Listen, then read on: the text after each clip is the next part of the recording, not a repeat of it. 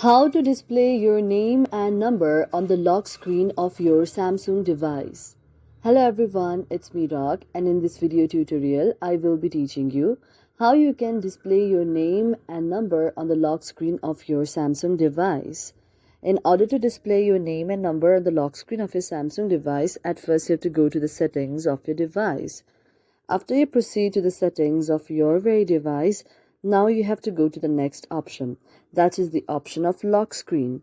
After tapping on the option of lock screen, now it will take you to an interface like this.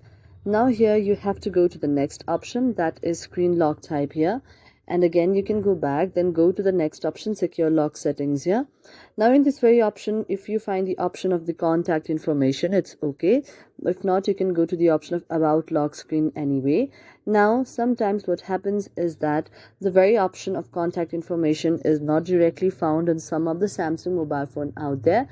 Therefore you have to have the newest version of the Samsung mobile phone in order to get the option.